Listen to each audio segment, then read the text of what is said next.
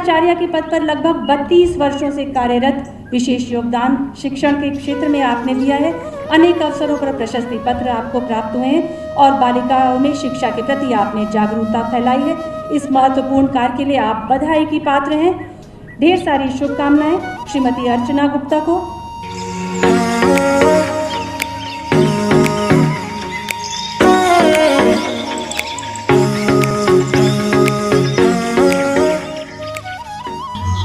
नमस्कार, बंजारा बीट्स में आपका स्वागत है। मैं हूं ज्योति प्रकाश खरे। आज हम आपको मिला रहे हैं एक ऐसी शख्सियत से जिन्होंने शिक्षा के क्षेत्र में बड़ा उल्लेखनीय काम किया है, साथ में समाज सेवा के उल्लेखनीय कार्य से भी वो जानी जाती है। चलिए मिलते हैं अर्चना गुप्ता जी से। नमस्कार अर्चना जी। नमस्कार। अर्चना जी, शिक्षा के क्षेत्र में आपका एक रिकॉर्ड है, ट्रैक रिकॉर्ड है। बताइए यहाँ कहाँ से शुरू हुआ ये दौर आपकी जिंदगी में? यहाँ झांसी में मैंने 97 में ज्ञानेश्वरी पब्लिक स्कूल शुरू किया था और यहाँ उस क्षेत्र में शिक्षण संस्था शुरू की थी जहाँ पर काफ़ी आर्थिक रूप से कमज़ोर लोग रहा करते थे। तो हम लोगों ने एक एक घर में जाकर एक एक बच्चे को विद्यालय में लाए और वहाँ से ऐसा क्रम शुरू हुआ कि लगा, लोगों को विश्वास हुआ और संस्था के प्रति भरोसा बढ़ा, क्योंकि उस समय बच्चे बिल्कुल पढ़ते ही नहीं थे। उनका बोर्ड रिजल्ट भी कई सालों तक नहीं आता था, लेकिन विद्यालय प्रारंभ होने के बाद लोगों ने लाभ लिया और आज बच्चे हमारे अच्छे सर्विस में हैं, अच्छे मुकाम पर हैं और बहुत अच्छा वहाँ मिला। शिक्षा के क्षेत्र में आने की क्या वजह रही? कैसे आपको इंस्पिरेशन मिली इस बात की कि शिक्षा पर ही काम करना है? देखिए, शिक्षा जीवन के लिए सबसे बड़ी चीज़ है और बगैर शिक्षा के व्यक्ति के जीवन में विकास नहीं हो सकता, आगे नहीं बढ़ सकता। शिक्षा के माध्यम से ही हम अपने समाज को और देश को विकासशील बना सकते हैं। मुझे मेरी माँ से शिक्षा की प्रेरणा मिली और उन्होंने 19 साल की उम्र में छोटा आ बड़ा आ सीखा। उससे पहले वो ग्रामीण क्षेत्र में रहती थी और ग्रामीण महिला थी, लेकिन उनकी लगन, उनका इच्छा शक्ति, उन्होंने MA, B.Ed, BTC और तमाम सारे चीज़ों में ट्रेनिंग भी की, जैसे राइफल ट्रेनिंग, सिलाई के लिए सिलाई डिप्लोमा किया और उन्होंने ये तमाम सारे कार्य करते हुए हम बच्चों का भी पालन पोषण किया। कहाँ की रहने वाली थी आप? आपकी मतलब आप कहाँ की रहने वाली हैं? मैं डिस्ट्रिक्ट जालौन, उरई मेरा मायका है, मैं वहीं की रहने वाली हूँ। तो उरई तो वैसे भी बहुत विख्यात है कई मामलों में। तो आप हमें ये बताइए कि उरई से फिर आपका दौर आगे का शिक्षा का क्या रहा? आपने खुद कितनी शिक्षा पाई? मैंने उरई बहुत अच्छा है और DVC कॉलेज है, वो उरई में सबसे पुराना है। बहुत अच्छा हमारे गुरु लोग थे। मैंने वहाँ से MSc रसायन शास्त्र में किया और उसके बाद B.Ed किया। M.Ed उस समय अतर्रा कॉलेज में हुआ करता था, तो अतर्रा से मैंने कानपुर यूनिवर्सिटी के अंतर्गत। जी, उस समय कानपुर यूनिवर्सिटी तो नहीं थी, लेकिन बुंदेलखंड यूनिवर्सिटी बन गई, शुरू हुई जी। फिर आपने क्या कोई रोजगार पर काम भी किया? मेरा पढ़ते ही पढ़ते मैंने लोक सेवा आयोग के लिए आवेदन किया था, उसमें मेरा चयन हुआ और उत्तराखंड में मेरी राजकीय सेवा हुई। उत्तराखंड में किस जगह? उत्तराखंड में डिस्ट्रिक्ट अल्मोड़ा में एक जगह छोटी सी थी, गरुड़। तो मैंने सबसे पहले पाए गरुड़ में ज्वाइन किया। वहाँ कितने बरस रही हैं? मैं वहाँ 8 वर्ष पूरे रही और 94 में मेरा ट्रांसफ़र हुआ नैनीताल, ऊधम सिंह नगर एक जगह है, वहाँ से तारगंज में मैं वहाँ पदस्थ रही। अर्चना जी, आप हमारी झांसी में कब आई? मेरी शादी सन 90 में हुई, लेकिन 97 में हमने विद्यालय की स्थापना की। तभी मतलब आप झांसी आई? जी हाँ। जैसा कि मुझे आपकी एक बात पता है, मुझे बताया गया है कि आपके साथ एक ऐसी घटना हुई थी जो बहुत दिनों तक लोगों को याद रही। मैं चाहूंगा उस घटना को लेकर आप बंजारा बीट के दर्शकों से कीजिए। जी हाँ, मेरे छात्र जीवन में एक बहुत बड़ी घटना घटी थी। मेरा बड़ा भाई था जो पुलिस कस्टडी में मारा गया था, और वो संघर्ष मुझे करना था। चूंकि वो निर्दोष था और दोषियों को सजा मिले, इसके लिए मैंने भरपूर संघर्ष किया, प्रयास किया, और न्यायालय ने उन्हें दोषियों को सजा सुनाई। क्या किया था आपने? वो क्या ऐसा मतलब दृश्य बताइए। बताया गया कि आपने किसी को थप्पड़ मारा था। तो उस समय बड़ा कष्ट था, अपने लोगों के जाने का दर्द होता है, दर्द, और क्रोध भी था। और जो हमारी बातें थी वो प्रशासन झुठला रहा था कि ऐसा कुछ हुआ ही नहीं, ऐसा कुछ हुआ ही नहीं। लेकिन हमारे साथ हमारे जिले का पूरा की पूरा आवाम था, पूरी जनता थी। तो मैं जो स्टूडेंट आंदोलन हो रहा था, तो उस समय हम लोग एसपी महोदय को ज्ञापन देने गए थे कि दोषियों को सजा मिले, लेकिन उन्होंने हमारा ज्ञापन लेने से मना किया। लाठीचार्ज हुआ। तो उस समय फिर एसपी महोदय के साथ हम लोगों का हाथापाई भी हुई। और ये उलई की घटना है? ये उलई की घटना है। कौन से सन की है? सन 80। उसके बाद फिर क्या आपने, जैसा कि पता चला है कि आपने राजनीतिक संरक्षण प्राप्त करने के लिए कुछ राजनीतिक गतिविधियों में शामिल हो गई, फिर आप इसकी क्यों जरूरत पड़ी? देखिए, जब ऐसे केस होते हैं तो उसमें जरूरी होता है कि लोग जो बिना राजनीति के कुछ होता भी नहीं है। हमारे भाई का केस जब हुआ तो विधानसभा में वहाँ तत्कालीन जो विधायक थे स्वर्गीय दलगंजन सिंह जी ने बहुत संघर्ष किया। उस समय हम लोग सन 80 की बात है, तो मैं बीएससी की छात्रा थी, और तमाम सारे पॉलिटिकल पार्टीज ने भी उसमें भारी सहयोग किया, जिसमें स्वर्गीय जनेश्वर जी, मुलायम सिंह जी और तमाम सारे जो नेतागण थे, उन्होंने हमारे इस मुद्दे को विधानसभा में उठाया। और उसके बाद सीआईडी इंक्वायरी हुई। सीआईडी इंक्वायरी के बाद केस चला और दोषियों को सजा हुई। तो उसके बाद आपको ऐसा लगा कि इसको अपने जीवन को सर्वाइव करने के लिए पॉलिटिक्स में आना भी जरूरी है? जी बिल्कुल, पॉलिटिक्स ही तय करती है हर जो हमारे जीवन का हर चीज है, वो पॉलिटिक्स तय कर रही है। नियम कानून, हमारी आवाज पॉलिटिक्स बन रही है। तो जरूरी था कि मुझे पॉलिटिक्स में आना और अपनी आवाज को लोगों तक पहुंचाना ये बहुत जरूरी हो गया था। अर्चना जी, आपने अपने जीवन काल में राजनीति में कब प्रवेश किया? देखिए, जब ये इतना बड़ा हादसा हुआ हमारे जीवन में, तो मुझे लगा कि राजनीति बहुत जरूरी है अपनी सुरक्षा के लिए, अपनी बात को आगे पहुंचाने के लिए।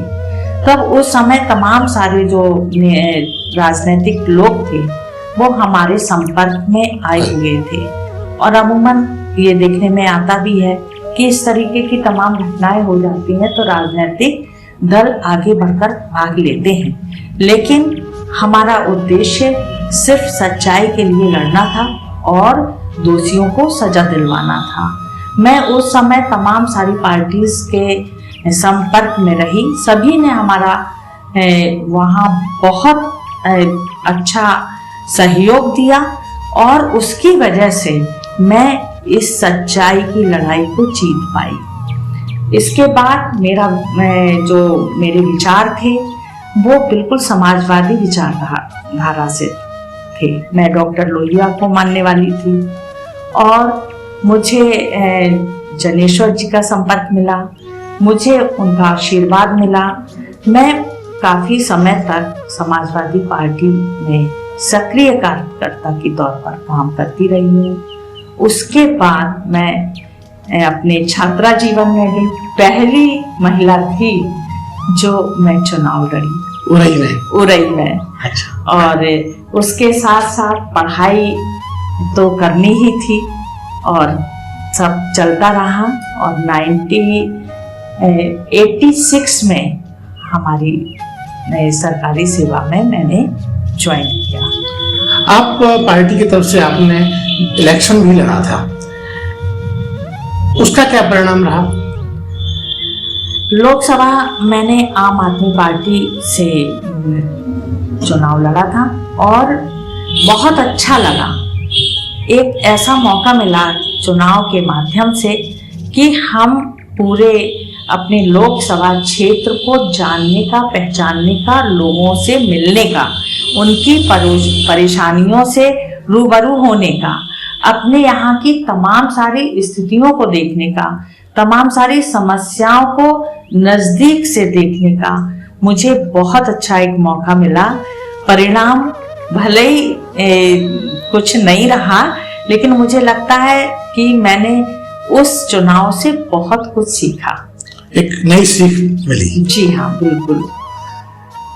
अर्चना जी, चुनाव के अलावा ये आपका राजनीतिक एटीट्यूड के अलावा कुछ और भी ऐसा है जो आप हमारे दर्शकों के साथ शेयर करें? आपके क्या शौक है? मेरा शौक यही है कि मैं ज़्यादा से ज़्यादा लोगों के काम में आऊँ। मैं मेडिकल के पास रहती हूँ तो तमाम सारे लोगों की सेवाएं मैं अपने माध्यम से देना चाहती हूँ। छोटे बच्चों के लिए मैं बहुत लगता है कि इनके भीतर काम करने की बहुत ज़रूरत है, इनके साथ काम करने की बहुत ज़रूरत है। इसलिए मैंने गुरुकुल विद्यालय चुना। गुरुकुल विद्यालय हमारा इस क्षेत्र में है कि वहाँ बहुत छोटे छोटे बच्चे और ऐसा पिछड़ा हुआ क्षेत्र है, आर्थिक रूप से कमज़ोर बच्चे भी वहाँ पढ़ते हैं। तो उसकी नींव भी इसी तरीके से डाली थी। सहारिया जाति के बच्चे हैं, कबूतरा जाति के बच्चे हैं, कि उन बच्चों को हम कैसे शिक्षित करें और उनके अंदर अच्छे संस्कारों का समावेश कर पाएं, उन्हें तमाम सारी गतिविधियों में शामिल कर पाएं।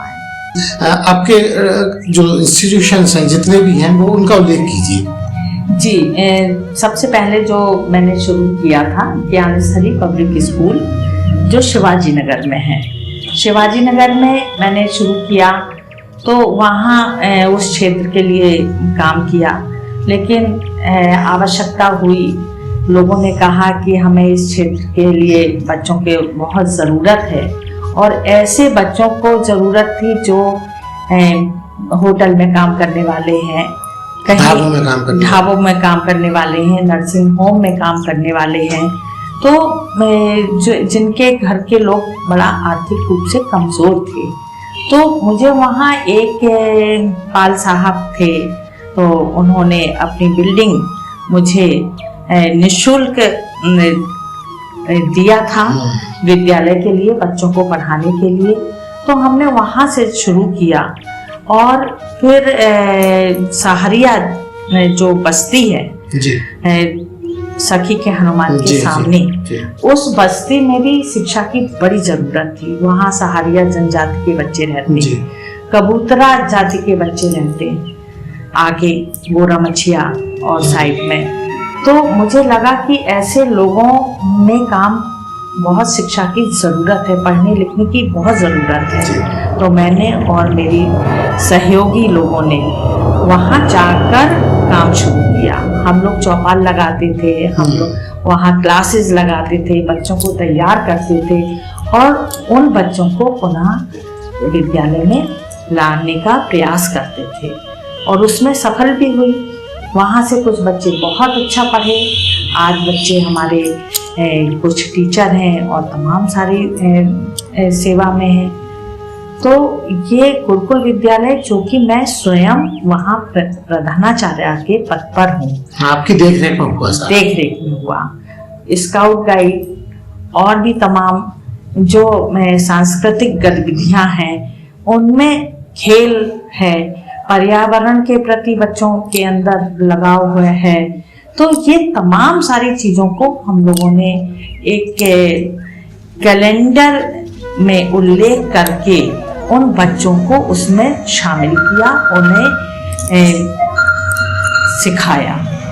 उसके बाद लगता है कि मैं और भी तमाम संस्थाएं जो फिर आपकी और आगे संस्थाएं बढ़ती गई?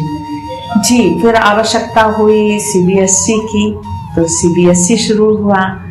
मैं ज्ञानस्थली बालिका इंटर कॉलेज है बड़ा गांव के पास जी, बड़ा गांव गेट बाहर जो है, तो वहाँ बालिकाओं के लिए इंटर कॉलेज शुरू हुआ।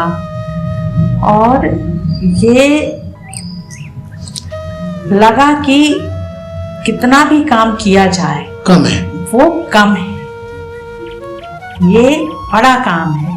अगर सुबह से लेके रात्रि के 8 बज जाते हैं तो वो भी काम पूरा नहीं होता है, लगता है कल के लिए काम छूट गया।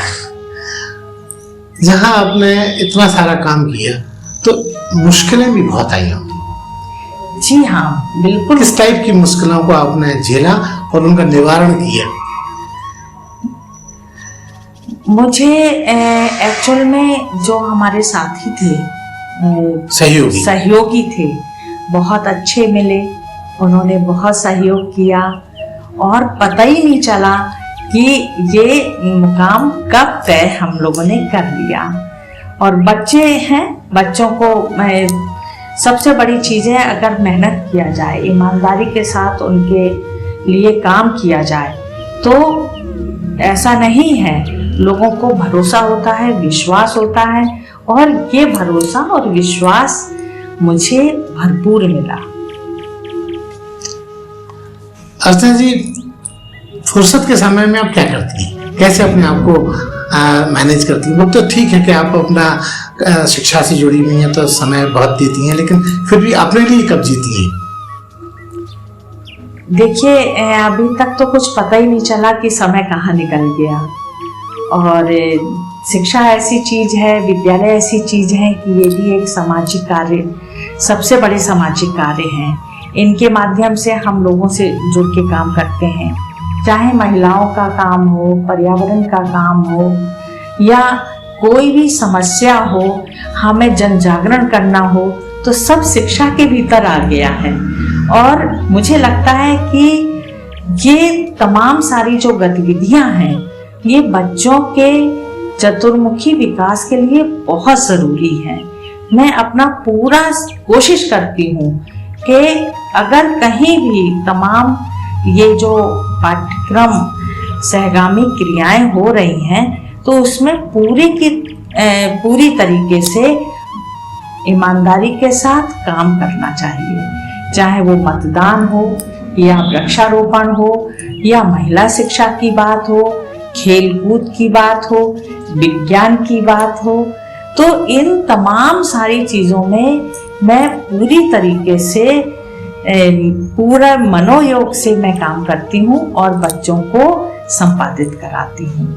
अर्चना जी, कल्चरल विंग्स के मामले में आपका नाम सर्वोपरि माना जाता है बुंदेलखंड में। तो आप बताइए कि किस तरह से आप बच्चों को तैयार करती हैं और किन किन मुद्दों पे आप उनसे उनको जो है खेल में और भी स्काउटिंग वगैरह में उनका उल्लेख होता है? देखिए, मैं प्रादेशिक आयुक्त हूँ गाइड सेक्शन से, तो मेरा मानना है कि बच्चों को हमें तैयार करना होगा समाज सेवा के लिए। ये जो हमारा गैर वर्दीधारी जो संगठन है उसके माध्यम से बच्चे समाज सेवा के लिए और तमाम सारी चीज़ें, अनुशासन, विनम्रता, मितव्ययता, किस तरीके से हम समाज में जिएं और एक अच्छे नागरिक बने, उसके लिए तैयार होते हैं। बुंदेली कल्चर को हम लोगों ने प्राथमिकता से लिया। हम देखते हैं कि हमारे यहाँ जन्म संस्कार होते हैं, विवाह होते हैं, तो तमाम सारे जो गीत हैं वो गीत के माध्यम से एक दूसरे से हम लोग बहुत जुड़ के काम करते हैं, जिसमें तमाम रिश्तों से बंधे हुए होते हैं। जन्म संस्कार हो या विवाह संस्कार हो, तो ये मैंने इस पर बहुत काम किया और बच्चों को जो हमारे विलुप्त हो रहे हैं आजकल के परिवेश में, डेक इत्यादि है और जो फिल्मी संगीत है, तो उसमें हमारा जो बुंदेली कल्चर है वो विलुप्त हो रहा है। तो उस महोत्सव में भी आपका की भागीदारी रही है? जी, महोत्सव में हम लोगों ने पूरा प्रयास किया कि अपना जो हमारा विलुप्त कल्चर है उसे हम लोगों के सामने ले आए, परिचय कराएं।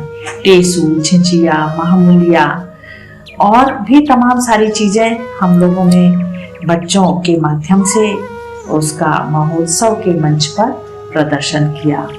इसके साथ ही आला उदल और रणचंडी जैसे नाट्य महारानी लक्ष्मीबाई के ऊपर बच्चों ने बहुत अच्छे ढंग से प्रस्तुत किए।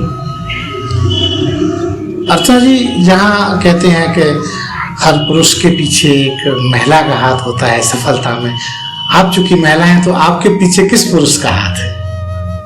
देखिए, हम लोग परिवार है और परिवार में सभी एक दूसरे का सहयोग करते हैं। वैसे तो सभी पूरे परिवार जनों का सहयोग मुझे बहुत मिला है, लेकिन हमारे जीवन साथी ने भी मुझे हर काम में बहुत सहयोग किया है। अगर मैंने कहा है कि ये चीज़ होनी है और इस चीज़ की मुझे आवश्यकता है, तो वो चीज़ की आवश्यकता पूर्ति करने में उनका बहुत बड़ी भूमिका रही। मैं सिर्फ काम करने वाली रही, लेकिन तमाम सारा जो निर्माण कार्य है, विद्यालयों को स्थापित करने का कार्य है, वो सभी उनके द्वारा ही किया गया है। अच्छा जी, हमारा जो बंजारा बीट चैनल है ये शिक्षाप्रद, एकेडमिक और सूचना देने वाला चैनल है। आप हमारे माध्यम से, हमारे चैनल के माध्यम से नई पीढ़ी को क्या संदेश देना चाहेंगे? नई पीढ़ी को ये संदेश देना चाहेंगे कि सबसे बड़ी चीज़ है कि हमें अपना काम पूरी ईमानदारी और मेहनत से हमें करना चाहिए। अगर हम सब लोग अपने अपने काम को बखूबी अंजाम देंगे तो निश्चित तौर पर हमारे सामने कोई अव्यवस्थाएं आएंगी ही नहीं। एक दिलचस्प सवाल और मेरे मन में आया कि आप के और अब आने वाले कल में नए प्रोजेक्ट्स क्या हैं जो आप अभी तक किसी को बताती ही नहीं है? देखिए, क्या और नया करना चाहती हैं? इस समय तो एजुकेशन में ही हम लोग काम कर रहे हैं। महाविद्यालय, ज्ञानस्थली महाविद्यालय के तहत एक संस्था हमारी सामने आ रही है और उसमें हम सोचेंगे कि जो यहाँ बुंदेलखंड में जो हमारा शिक्षा का स्तर है वो और उस संस्था के माध्यम से आगे जाए और बेहतर, क्योंकि उसमें तमाम सारे ऐसे कोर्स जो यहाँ बुंदेलखंड में नहीं हैं उन्हें हम लाने का पूरा प्रयास करेंगे।